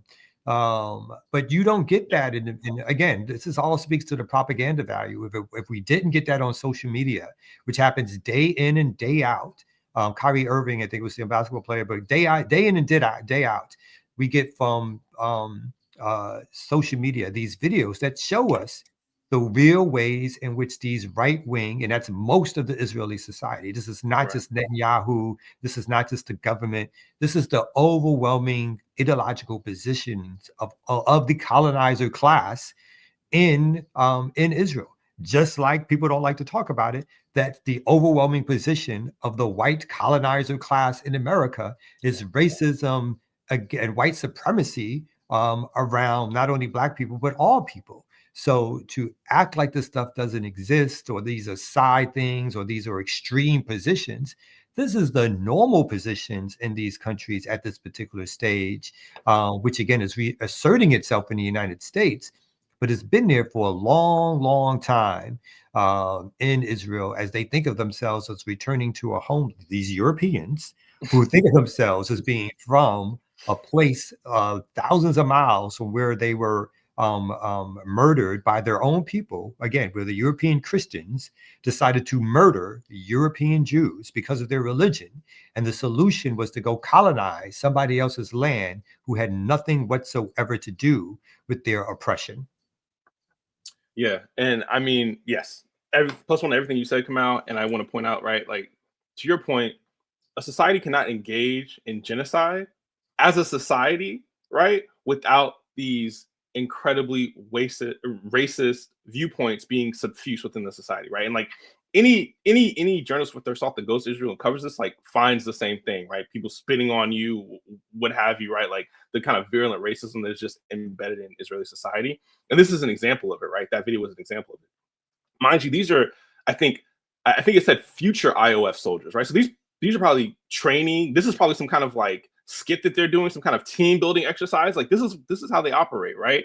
And it always makes me think about the way in which IOF soldiers conduct themselves during the genocide. I don't even know if that's the right way to kind of describe it, with the way they take videos of in women's lingerie, or make these little skits, or joke around as they like destroy, demolish homes, right? Contrast that, or juxtapose that, into the way that the resistance has handled itself, to the kind of propaganda that they put out. Always shout out to John Elmer and the Electric Intifada for what they, if you ever need a pick me up, you know what I'm saying? Watch John Elmer's show, because that will make you feel. You see a resistance fighter in flip flops hand deliver a present to an IOF tank, that'll make your day better. But when you compare that to the discipline that the resistance soldiers have exhibited, not just in their operations, but in how they conduct themselves after the operation, showing them letting medic helicopters come in and take injured Israelis away, right? Not destroying it, right? Like it's just a completely different way in which you're conducting the so-called war, and it illustrates the fact that the IOF is conducting a genocidal campaign, and it illustrates that the resistance is conducting a liberation campaign, right? Like it couldn't be any clearer when you see those videos. And that, back to the original point, that is why a Zionist is now going to be buying TikTok, right? To prevent people from seeing that, right? And of course, eventually they're going to come after the Electric Intifada, right? And John Elmer, all these other people, right? As they already have, right? Ali Abu Nima was arrested, way back when, in Europe. So like, of course they're going to be attacking these people for telling the truth. But I think, like we never need to like forget that contrast exists, right? And it is important to call out and point out, because just the truth, like the reality of the situation will elucidate like what's actually happening. And that is the reality that they're always trying to obscure, always trying to kind of prevent people from seeing. Yeah, and I want to shout out my comrade Ricky's point, right? That we also have to be honest that social media has encouraged consumption more than action as well. Absolutely, right? So people think that consuming the electronic intifada's content, or consuming just the content of people putting it out in Gaza, right, in their videos, that is not, that increases your awareness, right? But we need to obviously move beyond that, right, into organization, into action. So yeah, I do want to, I want to be honest about that as well. Yeah, and for clarity, of course, Zionism definitely existed before World War II, but one of the jump starters of European expansionism via resettling European Jews was because using the Holocaust, again, the Holocaust that basically Europeans committed against each other, as a further jumpstart into creating this lifting up this so-called solution, which was to create a permanent military base in the heart of the Middle East, which would be run by Europeans who were Jewish, as opposed to Europeans who were Christian, right? Under the false idea that somehow these folks were connected to that land historically, when they are Polish, Russian, German, everything but people who are indigenous to Palestine. It is obviously there's always been an indigenous Jewish community in Palestine, but they were not made up of Europeans, both historically / biblical times, nor currently. Those folks moved to that landmass en masse. And again, the same way that America was created, and then created a culture and propaganda system that some elevated them over the indigenous people, and then justifies their actions in terms of destroying and genociding those indigenous people. And so we can't be at the same place where we were, where 20, 40, 50 years from now, like the extinction of most of those people leads us to then be able to be say like, oh, let's talk about Indigenous Day of the Palestinians, and let's remember the land that we're on was once the land of the Palestinian people, and blah blah blah, right? Which is why I don't necessarily love the whole lifting up of the land that was once the indigenous people of the United States, because it's for me individually, that it just irks me of like this fake like liberalism around where we're honoring people. It's like, no, you should be fighting, right? You should be fighting. That's not honor. I've seen government conferences where they'll start off with the honoring of the land. And so that's when you know something has been bastardized, right? When the honoring of the land is being done by the very forces of the very institutions that helped take the land in the first place. And so we don't want to fall into that positioning where we've done so little work to help support the Palestinians ourselves, even that that all we get is 30, 40, 50 years from now is land acknowledgements. And I think I wrote a piece like 15 years ago about how what's going to be remembered about Palestinians is that they're going to be the name of sporting teams on somebody's T-shirts and so forth, as they're wiped off of their own land. And so we have to do more to organize for ourselves and for comrades and allies, because what's happening across the world again is that this Western colonialization, and I'm not one to suggest that it is falling on its face, that this Western colonialization with its weapons, its propaganda, and its resources is continuing to strike fear into our people, and continuing to win some of these propaganda battles. And we have to do more to fight back and to organize ourselves against what's happening in the world. Yeah. Land back means land back. It is not a metaphor. It is that's what it means. Nobody was asking for land acknowledgments. They were asking for land back, just like nobody was asking for Democrats and kente cloth. Like, you know what I mean? Like, it's the same thing. So yeah. Nobody asked for ice cream in the White House or kneeling in the Capitol. Like, all the time you ask for real stuff and they bring you bullshit, and then people wonder why I'm always irritated. Like, this is why. Is this what you wanted? Is this the ice cream? Is that what you wanted? Right. What I really wanted was a holiday that I can't take off unless my boss says it's actually a holiday. But if I work driving in the goddamn heat, I get a T-shirt that says it's a holiday that I'm driving around in while I'm working on the holiday. That's for me. Like, this is the bullshit that we live in. That I can't. Let me hold you. Let me hold you on that next one. Because speaking of somebody who never gives us bullshit, but always gives us the air doctor. Hey, great transition there. And you know what? That video looked like a PWI when it happened at a HBCU. Oh my God. And you might be right. You're right. Yeah, well, I know I'm right. It looked like a frat party. But speaking of misleadership at HBCUs, you have people like Ella Baker, who went to Shaw University. You had Medgar Evers, another HBCU. Langston Hughes. You know what I'm saying?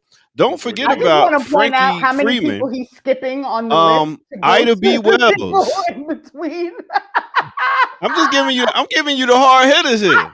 Look at his search. Radicals that went through HB. That's right.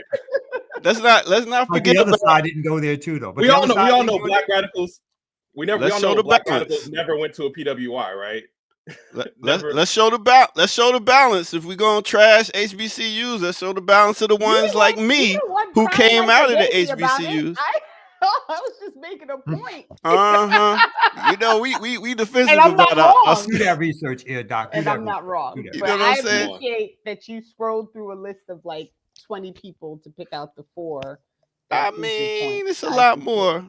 A lot of other ones, you know, like, Also, for what it's worth, you know what I mean? I will never hold up these white frats, these crazy ass white boys, you know what I'm saying? Like they be on their own stuff, but let's not pretend, let's not act like Divine Nine doesn't get up to some nonsense. Didn't these Qs just kill somebody because they win the line, punch this kid in the chest? Yep. So let's just I just wanna be fair, but let's be real. You know what I mean? Like, oh snap! What's this? Breaking news. Breaking news. Guess what's going on, y'all? Sundays radio is moving to Thursday at 11 a.m. every other Thursday. That's right, Sundays radio. So make sure y'all tune into that. This Sunday, I'll be doing a nice little mix. You know what I'm saying? So make sure y'all come through for that. All right. Now, what were we saying? Is that a real picture or is that AI generated? Was that a real picture? That's a good question. Let me see that again. I kind of liked it. But it was a nice picture, right? I just liked it. Yeah. It looked like it's real. They look like they real. No, we don't. Detroit Panthers. This is the new Black Panther part. This ain't the old. Oh, thank you. That's what I'm. Okay. Yeah, how are they pronouncing Detroit on those shirts with the Detroit? Y'all see that? D. Yeah, with the thing. D. The D. The D. You know what I'm saying? Anyway, all right. Let's go ahead and take a quick break, and then we're gonna come back. We got 300. We had 300. Some people watching live. We got a little less, but we're gonna get them right back right after we take this break. Right here on No Other Than the Remix Morning Show. 1, 2, 3, go.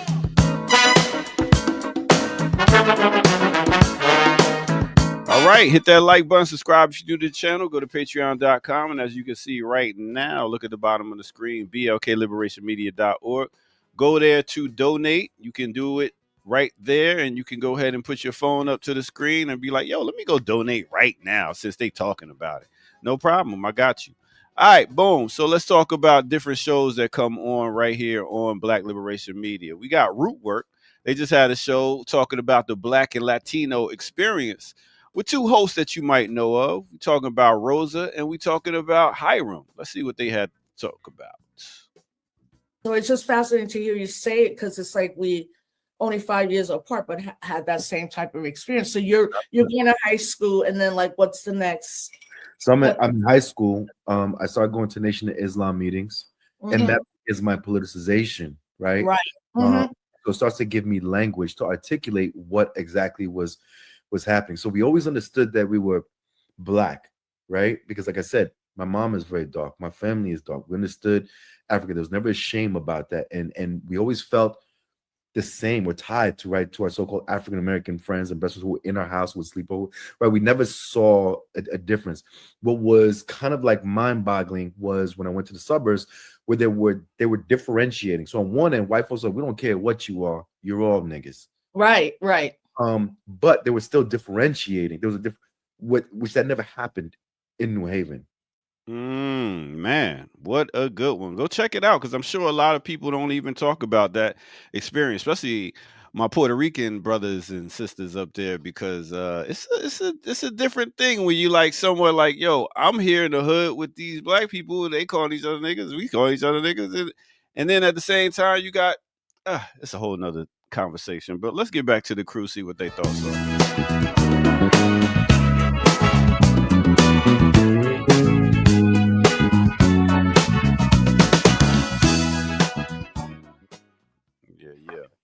I like to hear about Hiram's backstory, because people don't know how, like, you know, like his entry point into politics with the nation and the gods and all that kind of stuff. So I really like it when he talks about that kind of stuff, because he still has, when he gets into it, when he gets rolling, you can still hear the emphasis or the training or whatever in terms of like how he got politicized. So I like when he does his backstory. Yo, hip hop in the late 80s was very, very Nation of Islam, very 5%er. And it definitely drove you to be like, okay, let me check this out. Let me see why this crew was on a corner in a cipher building and what they talking about. And then the whole Patches, the Malcolm X movie, all types of stuff came out at a time would be like of consciousness, and then 90s came, and A plot and plan by the man. yeah. So I know we got like 18 minutes left. We got close to 300 people watching. So again, go to the website, donate, blkliberationmedia.org. We got a couple of story choices. I just noticed that I was sent in the chat, in my email, a story. We have a story. We have not done anything on China, which is his Eardocs thumbnail. We have a story in North Carolina about wanted posters on a black politician and the challenges to the black bourgeoisie. So we have one or two that we can get to. Is anybody I do find this Durham story about the wanted poster interesting, but I have not read the story. It says wanted poster of black Durham leaders sparked debate over race and politics. And I think one of the people in our very chat actually did this kind of campaign. And so I would like to bring that up unless somebody has got something else they want to bring up. No. I just, before we go into that, I'm sorry, before we go into that, we have 300 plus views, but I'm sure we have that same amount of likes, correct? We must, right? Because everybody who's watching would like it, right? You know what I'm saying? Even hate watching, you got to like it because you're watching it, son. Right. And I almost was petty when you said black son. I'm going to be petty when you said black bourgeoisie. I was like, oh, we're talking about HBCUs. But I stopped. I didn't do it. Didn't do it. So we're going to do the story, and I think it's A-Rob in the chat. You can add context to it if you so please.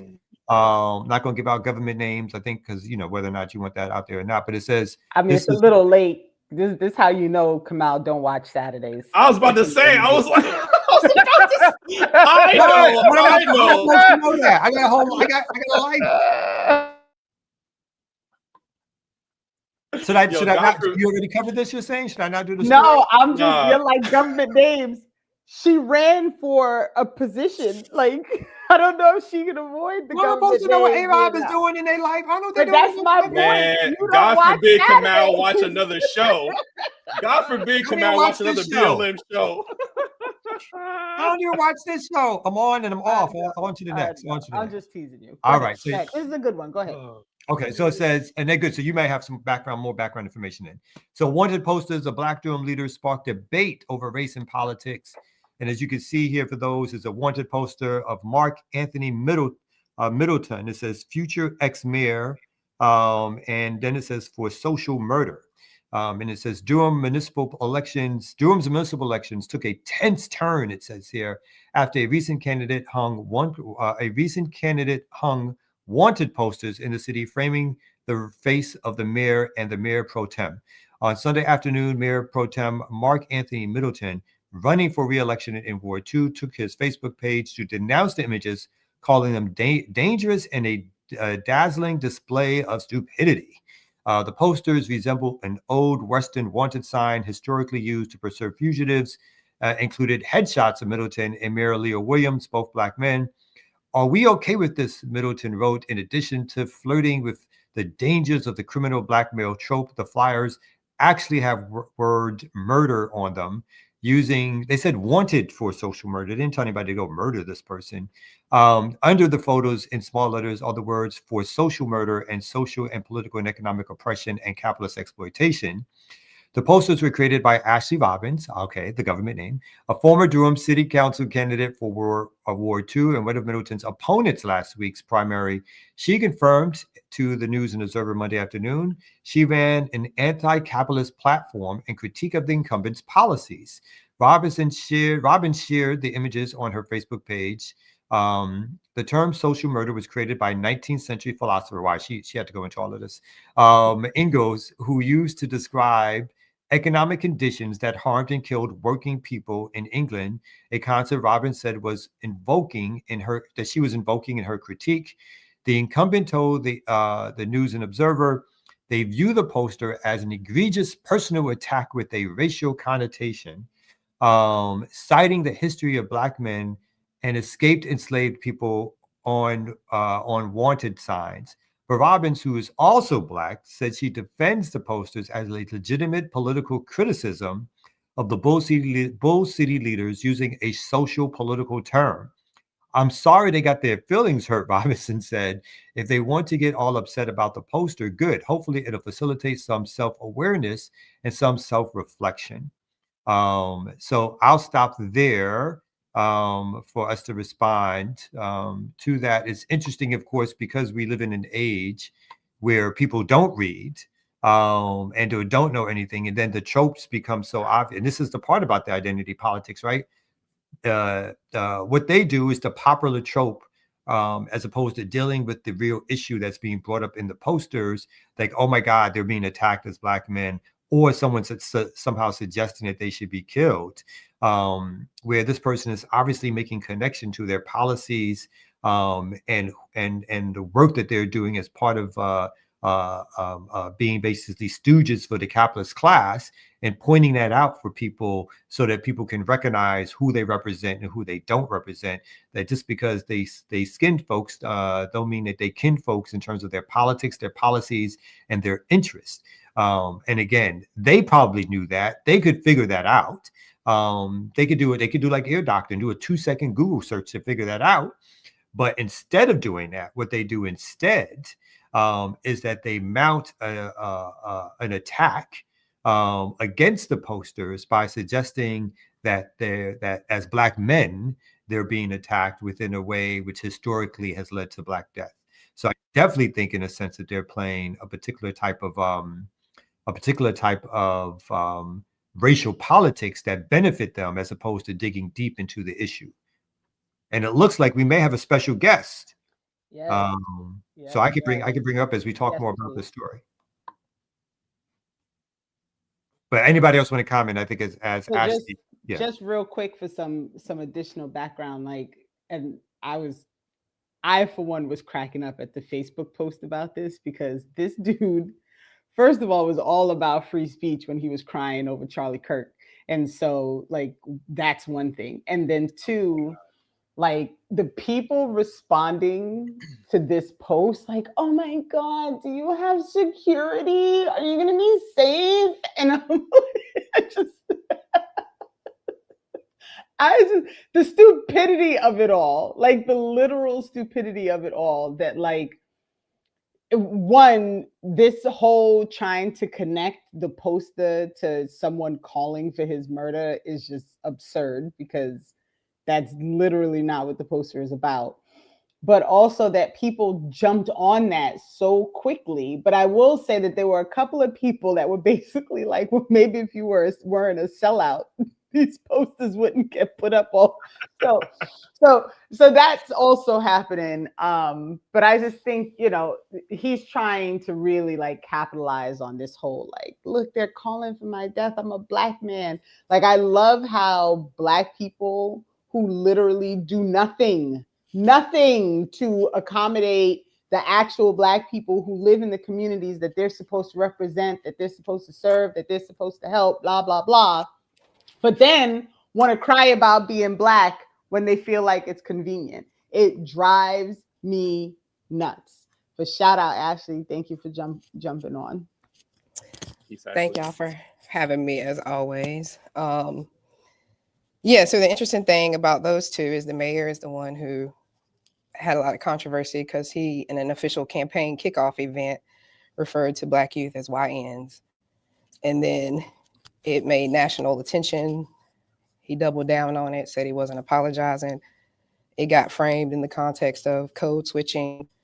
And then he did another forum a few weeks later with teenagers.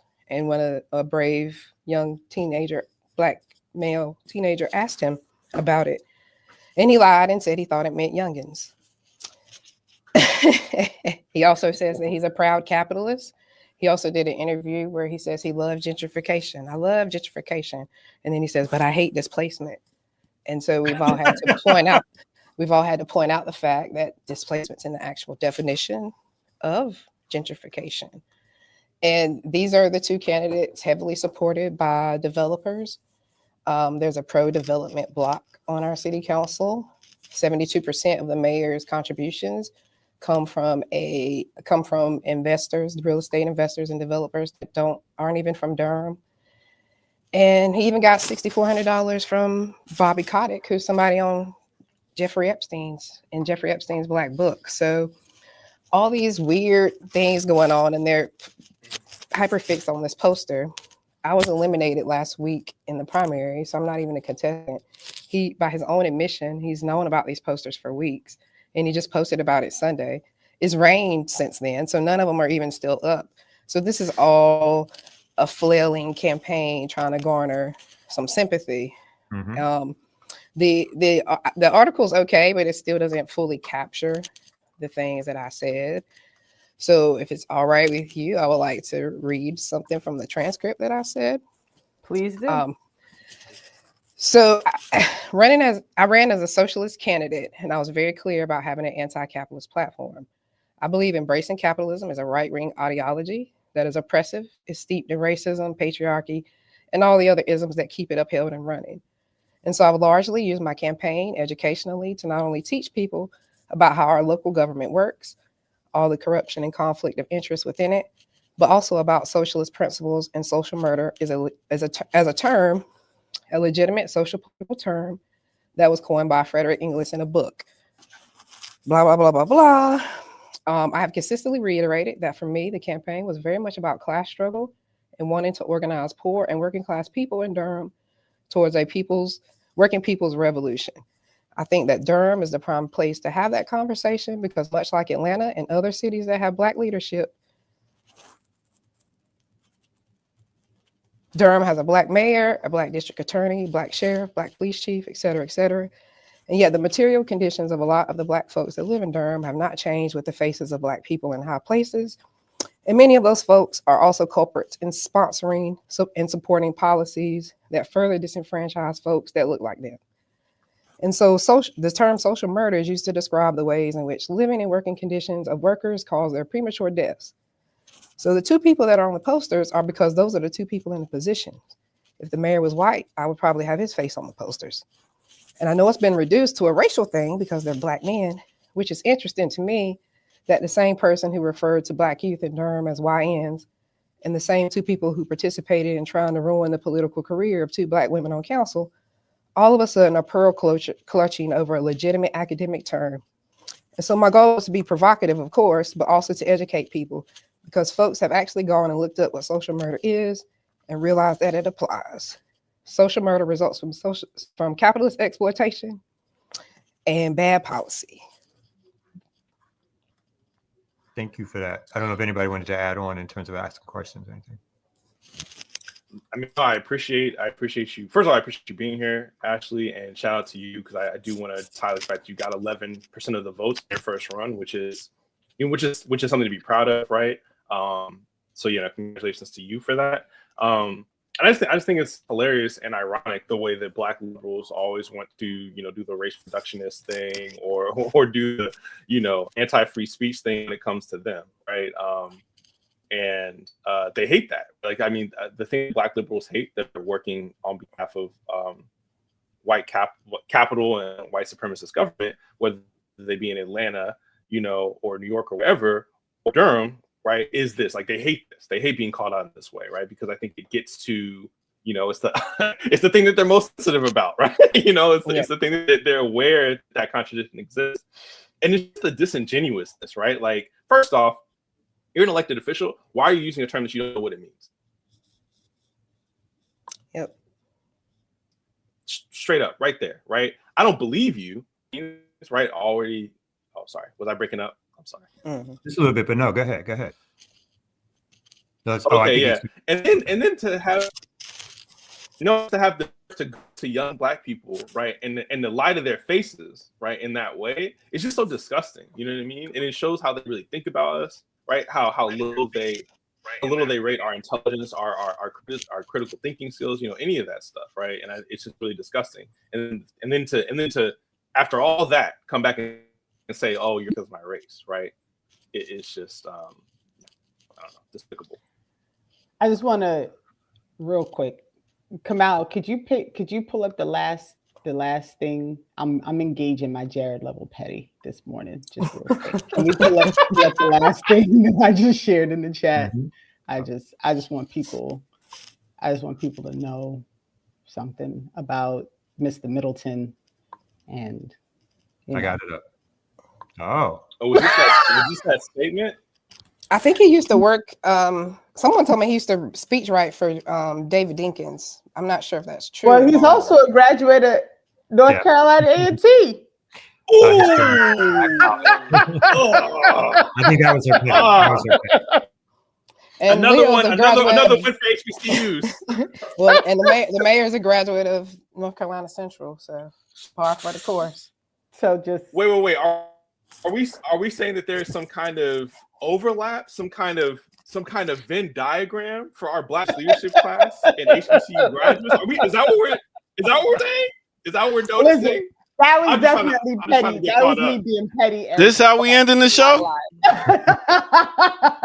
Hey Rob, before we continue to go on that route, I just Rob, my nemesis. What's good? I was DJing at the polls, like right in their face. Stop I was like, playing. You DJ too? I'm glad you're not just a keystroker, because I thought you was just a keystroker. You out here doing some real work in the community. I appreciate it. Big up to you. I appreciate you too. I give you a hard time, but I did buy your organics. Hey, there you go. Thank you. Appreciate it. Organics 2 in a way. Don't be too nice to him. That's not. And I ain't running for office now, so you can cash at me $10. Real quick, will you run again? You think based on this outcome or everything that's gone to it? Have you done this before? This was my first time. Okay, so what do you think is your next steps, really quickly, in terms of doing something like this?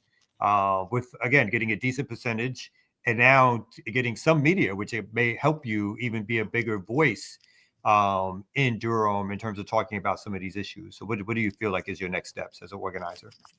I mean, people are offering to put me up to run in a couple of years. I don't know whether I'll do that. I will continue to do the community work I'm doing. A lot of the other candidates have reached out for my help. And my goal right now is trying to get the remaining candidates that I agree that I'm more aligned with to redistribute their campaign funds and do something for the community instead of buying more flyers and spending it like that. Just find a way to do something where the money can go right to the community. So all that money you've taken from these donations, let's find a way to give it back to the people, because the people never get their voice because they don't have the money to get to you and talk to you. So that's what I'd like to do now. I manage a community fridge in my area and keep it stocked and do things like that. So I'd rather do those things. That feels like a better use of my skills and talents. But I'm open to be a political assassin and take people out with humor and truthful memes. All right. That's good stuff. Good stuff. All right. Well, thank y'all for coming through for another Remix Morning Show. We got another show coming tomorrow at 8 a.m. A-Rob will be joining us more often to let us know what's going on in North Kakalaki, correct? I will be happy to. All right. That's what I'm talking about. This is how we do it. This is how we You got another host? Is he going to be another host? Wait, whoa. Oh, sorry. Okay, I got it. My bad. I'm gonna fight you. But I will say, y'all have connected me with a lot of people in my area that I might not have been connected with otherwise. Like Robin C took my campaign pictures, and because I know Robin is integrated with the platform a lot, when I started to run, I asked Robin, like, will you please like help me be accountable? And if I ever seem to be doing things that make it about myself and not about the people, or I'm moving in ways that don't align with who I say I am, please like say something to me. All right. That is great. That is great. Since you emailed me, we'll talk more in the email so we can show some support for the fridge and some other ways that we can help support or whatever. So yeah. Will he really answer the email? Come back and find out next series. Next episode, come and find out did he actually answer the email. Thank y'all for tuning in. Saturdays with Renee, what you got coming up before we get out of here? We actually have Lawrence coming on from Leaders of a Beautiful Struggle. We're going to talk about policy and community impact of violence, and we're going to look at it from a different angle, and then we're coming back next time with Alec Karakasanis to bring in another angle to it. So we've got a 2-weeker going with Lawrence. But today is 2 years We started Saturdays 2 years ago today, which is Dope. wild to me. Happy anniversary. Yo, shout out to Saturdays, man. Yeah. Shout out to you, Shout Renee. for Renee and Jared Bizdall. All right, when is that Evan. show again? I know. I don't. Oh, okay, my bad. Sorry. I be working on Saturdays. Yeah, Evan, you got anything going on? Nah. I just appreciate the chat. Undefeated as always. Thank you, Ashley, for coming through and giving your perspective on that. We really appreciate it. All right. And Kamal, no. All right. We see y'all tomorrow at 8 a.m. Thank y'all for tuning in right here on the Remix Morning Show, where it's very rare air.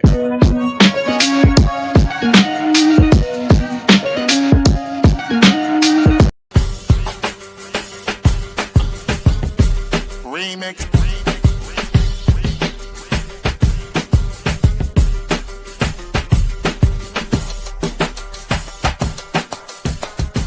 Remix. Remix. Remix.